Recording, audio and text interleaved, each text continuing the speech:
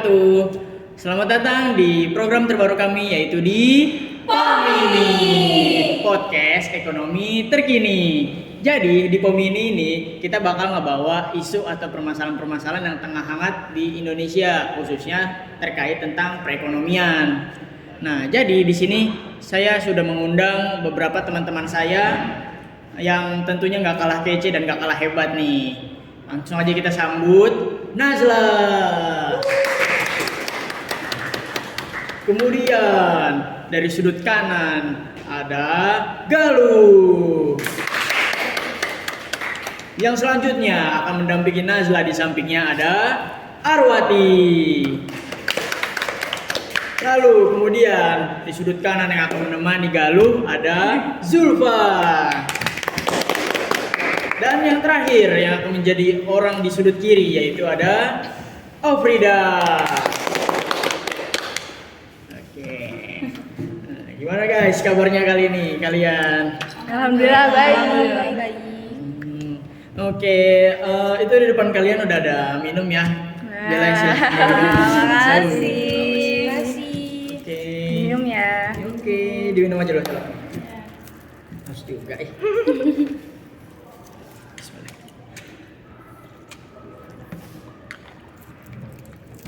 Oke. Jadi di sini guys, kita mau ngebahas tentang isu atau permasalahan perekonomian di Indonesia yang tengah hangat nih, yaitu ada cash dan QRIS. Jadi kita bakal nanyain ke teman-teman kita ini tentang apa itu cash dan bagaimana sih QRIS itu. Mungkin langsung aja kali ya kita masuk ke pertanyaan buat teman-teman semua nih. Yang pertama mungkin buat kedua kubu kali ya, baik tim cash ataupun tim QRIS, apa sih hambatan kalian selama menggunakan cash ataupun QRIS menjadi sebuah alat pembayaran untuk membeli sesuatu? Mungkin dari tim cash dulu kali ya. Oke, dari gue ya, kalau dari pribadi gue sendiri, gue tuh suka lupa kadang naruh duit di mana. Kalian suka gitu nggak sih? Jadi misalnya tiba-tiba nanti pas kita mau nyuci tiba-tiba duitnya ada di kantong celana kita. Kayak lah, kok tiba-tiba di sini gitu. Kalau dari gue. Oke, kalau dari gue biasanya kan kalau misalnya kita mau jajan nih, apalagi di warung, pasti kayak nggak ada kembaliannya nggak sih? Kayak entah itu gope, 1.000. Nah, kadang hambatannya gitu sih, kayak nggak ada kembalian. Mungkin dari tim QRIS gimana nih? Kalau dari tim Kris ya, kalau gue sendiri biasanya kesusahan kalau misalnya mau jajan-jajan di pinggir jalan tuh kayak di pedagang-pedagang kecil, soalnya mereka tuh belum pada menggunakan barcode gitu, belum nyediain. Jadi kita kayak rada susah, kadang bisa pinjem ke temen kalau benar-benar pepet gitu. Oke, kalau dari gue sih ya sama juga kayak Najwa, tapi kan QRIS tuh harus pakai data ya, harus ada koneksi internet. Nah kadang tuh kayak di daerah-daerah tertentu tuh kayak gak ada koneksi, gak ada internet, jadi susah buat bayar pakai QRIS gitu. Ya kalau dari gue sih ya kalau bisa nggak ada sinyal juga nggak bisa, terus kalau aplikasi gitu kan suka error gitu kan, nggak bisa dibuka kita jadi nggak bisa bayar. Oke, mungkin yang selanjutnya kita mau nanya ke tim QRIS dulu kali ya. Buat tim QRIS nih, awal mula adanya QRIS tuh sejak kapan sih? Kenapa ada QRIS ini gitu loh? Terus juga apa kebijakan yang ngatur adanya QRIS ini gitu? Kalau setahu gue tuh pada ini tanggal 17 Agustus 2019 itu tuh Bank BI ngeluarin QRIS tuh karena mau meningkatkan ekonomi itu secara digital. Nah, ada juga peraturannya, tapi gue lupa. Boleh gue lihat HP nggak? Boleh, silahkan. Biar ini ya. Biar nggak salah. Biar nggak salah. Nah, ada di peraturan anggota Dewan Gubernur nomor 21/18 PADG/PADG/2019 tentang penerapan standar nasional quick response kode untuk pembayaran. Gitu. Nah selain itu yang ngedukung itu waktu tahun 2019 itu awal-awalnya muncul apa COVID Pandemi. ya, pandemi. Pandemi. Nah itu tuh karena kalau kita memakai uang cash lembaran gitu kan pasti pindahnya dari tangan ke tangan ke tangan. Iya. Nah jadi itu virus atau bakteri itu bisa dengan mudah menyebar dari situ. Nah makanya ini tuh salah satu solusi biar virus tuh nggak sampai membludak gitu. Jadi kita bisa memakai uang digital sebagai transaksi kayak gitu. Iya, masuk. Berarti sebagai langkah untuk mencegah penyebaran virus juga ya saat itu ya. Iya. Oke, mungkin sekarang gantian nih ke tim Kes. Buat tim Kes, tadi kan udah dijelasin nih ya dari tim Kris, kayak Kris itu dimulai dari kapan, dan ya dari tim Kes sendiri apakah pernah menggunakan Kris sebelumnya untuk metode pembayaran? Oke. Dari gue ya, kalau dari gue masih suka pakai kris, tapi suka make gara-gara gue sendiri tuh pribadi kayak suka lupa bawa dompet, terus cuma bawa HP, terus uang juga kan adanya di HP, jadi pakai kris. Oke, kalau dari gue sendiri tuh karena gue suka check out Shopee, jadi pasti pakai itu ya, cewek-cewek pastinya, jadi ya gue pakai. Oke. Mungkin yang selanjutnya buat kedua kubu lagi kali ya. Buat kedua kubu nih, buat tim Kes dan tim Kris. Menurut kalian lebih boros make Kes atau lebih boros make Kris? Mungkin sekarang ganti dari tim Kris dulu kali ya. Boleh. Siapa yang mau Kalau duluan? kalau dari gua sih ya, menurut gua itu kalau gua itu lebih boros pakai cash. Karena tuh gua kan suka jajan-jajan. Iya. Jadi gua tuh kalau megang uang tuh lebih habisnya ke makanan, jajanan Iya. pinggir jalan. Jadi kalau misalkan ada uang nih, terus ngeliat tukang cimol, tukang tahu bulan, pasti gua Langsung bang, stop bang. iya. Jadi pasti otomatis langsung manggil kan. Iya. Jadi ya borosan cash. Kalau gua nggak megang uang tuh pasti bisa ke ini, ke stop gitu. Berarti kalau pakai Kris tuh lebih ke kontrol gitu lah ya. Enggak tiba-tiba ujung-ujung beli apa-apa beli. Oke. Ada lagi? Nah terus kalau misalnya kalau gue juga iya sih lebih pakai kris tuh karena uang digital tuh bisa diatur gitu. Jadi ada aplikasi yang buat mengatur kita, jadi kayak pengeluaran kita tuh harusnya segini biar kita tuh nggak terlalu boros. Soalnya kalau megang cash ya tau lah, misalnya sehari bawa 50.000, ntar mau beli ini ada uangnya jajan, mau beli ini jajan, jadi itu gampang banget kan. Kalau pakai cash kris kan ada aja kendalanya gitu Iya. kan. Udah sih itu aja. Mungkin sekarang gantian kali ya buat tim Kes, gimana nih tanggapannya? Lebih boros cash atau Kris sendiri? Karena kan kalian tadi fleksibel tuh. Kalau misalnya dari pribadi gue sendiri, gue bisa kebalikannya dari Afrida. Kalau gue tuh kalau ada kris di kayak di Shopee atau apapun itu tuh lebih gampang gitu, lebih gampang check out karena mikirnya kayak wah masih ada saldonya nih, ya udahlah langsung check out. Nah kalau cash itu gue mikir misalnya walaupun barangnya harganya di bawah 50.000, tapi kadang mikir duit gue nanti kalau gue beli ini duit gue sisa segini gitu. Jadi bisa ngeliat langsung kalau dari gue. Berarti kalau bayar pakai cash itu kayak kita merasa mahal guys. Gitu. Iya benar-benar. Kebalikannya dulu. Iya kita kebalikan.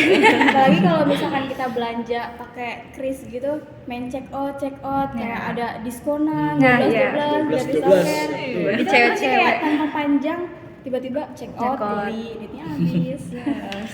Udah nggak lihat. Oke, mungkin selanjutnya kita tanya lagi nih buat tim Kris sekarang nih. Karena ini tuh jadi polemik di kalangan masyarakat. Padahal ini cuma permasalahan yang simple gitu. Tapi banyak masyarakat yang masih bingung kayak nyebut Kris ini tuh apa. Ada yang bilang Kris, Kuris, Kiris.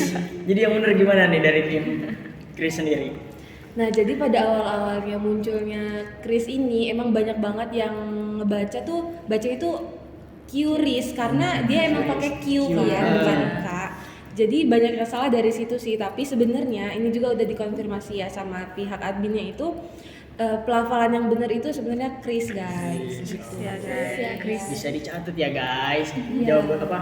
Pelafalan yang benar adalah Kris.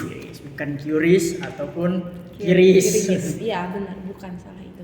Berarti Kris. Iya. Kayak ini ya. Mertuanya Hatta. Kris ya. Aduh salah. Bukan senjata. Nah, bukan juga. Bukan juga.